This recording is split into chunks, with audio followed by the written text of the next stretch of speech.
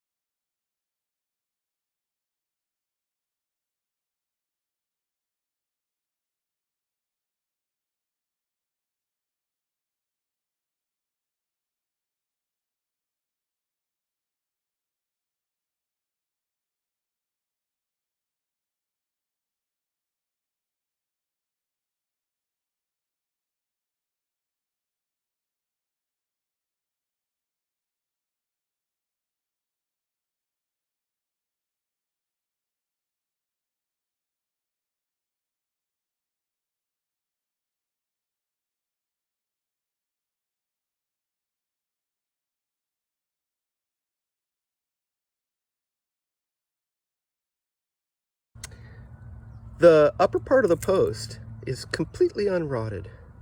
Not even a little bit.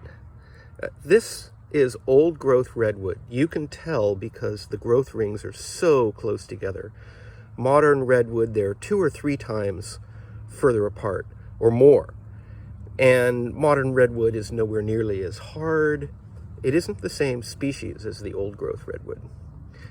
And it didn't rot. Modern redwood won't rot here either. The grain looks different, but it's hard and it won't, I mean, it has tannins all the way through it, so it won't rot either. But the bottoms rot because of contact with soil. You can see how there's sort of a retaining wall here. It's completely rotted because on the other side, about a foot or more of bark and dirt is piled. These yards are only a few inches different in height, but the landscaping raised the other side. And because it was sitting against the retaining wall rotted, and once it rotted, it let the dirt touch the base right around here, and that caused the fence post itself to rot at ground level. That's what I fix. I've actually done a few of them already in this fence.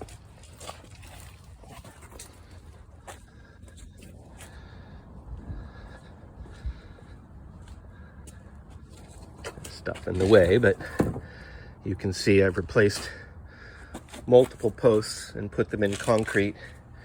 The very last one I was able to fit into the original post base. And this is the last one I need to do to fix this fence. I didn't want to cause any damage to this fence because it has wisteria growing on the top of it. They have a nice custom lattice that was built. And if I rebuild the fence, all of this wisteria would not survive. I like to use a vacuum. This is a Milwaukee vacuum to clear out the dirt and other debris as I go. And I mean, I could certainly scoop it out with my hands, but hands aren't very good at picking up tiny little pieces. And the vacuum just sucks it up like water. And the deeper you go, the harder it is to get your hands down to the bottom of the hole. If a piece of debris is too big, the vacuum actually holds it on the end of the tube and you can just lift it out and take it off. You can see that the old post base, the old post is rotted on the inside and you can sort of see a square hole there. What you can't quite tell, and I'm not sure if I'll be able to show with this camera, is that the fence has migrated about 3 inches toward me. In other words, I'd have to push it that way 3 inches for the fence to line up with the post base. And I've talked to my clients, and they're okay with the fact that the fence is where it is right now. A fence is not a property line. And it would cause a great deal of disturbance and be very hard and expensive to move it 3 inches. So I'm just going to break away the front of the post base here. Let me try to get here. Right here. I'm just going to basically break it straight out and dig a post hole big enough. And I'll put the post in where the fence needs it to be. And then I'll pour concrete around it. And the concrete will fill the old, where the old post was. I'm going to remove all of this old post as well. And the fact that half of the old post base will remain is good because it's already strong and deep. I just need to secure a new post to it with new concrete. I've used my digging tool here, which is a Milwaukee demolition hammer, and I've got a 6-inch spade bit on the bottom there. And I used it to start to dig away at the bottom of this post hole. It's in front of the post, it's about 8 inches deep on the first pass. This tool removes a lot of material. It breaks it up so that it can be pulled out. You can see that the post base is about 2 to 3 inches thick around the old post. So I'm going to have to break that away, and I'm going to start by drilling into it near the corners to try to create a weak spot right here and also right here.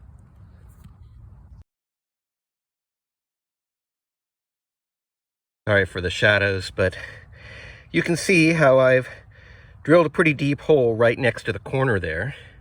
I'm going to do another one if I can. And now I've got a hole here. I did one at an angle in like that, and another one over here. And I don't think I have more room to do any more here. So now I'm going to change bits and start breaking the concrete. So after the very first, like a minute and a half to 2 minutes of cracking concrete, it pretty much broke at the corners where I wanted to, but it's not very deep yet. I have a lot more work to do. These are my go-to bits for breaking concrete. The wide one sometimes distributes the force over too long of a line and doesn't work. And the pointy one is really good at cracking concrete, but in no particular direction. And the one over here on the right is it's got a bit of an angle here, and this one works really well. I use this one a lot. But I have to switch them up sometimes because the flat ones tend to make a curved surface and then they don't work anymore. And the pointy one pretty much only works on a curved surface, and it doesn't work real well when there are big crevasses made, by the drills and things like that. So I switch them up, and that works pretty well. So I've made quite a bit of progress. I would have shown you more intermediate progress, but the phone overheated. Let me tell you what I think about that. Because it's hot out here, but I didn't overheat, and I'm still working. And I've got it almost deep enough. I have to get that old rotted post out of there. Eventually, it'll just lever away from the side, but there's enough of it in the bottom that it still wants to hang on. So, I'm gonna keep working a little more. I'm mostly done. I got most of the wood out and most of the dirt out. I need to go just a little bit more, and then I need to widen the sides a little bit. But I'm pretty tired. I think I'll take a break.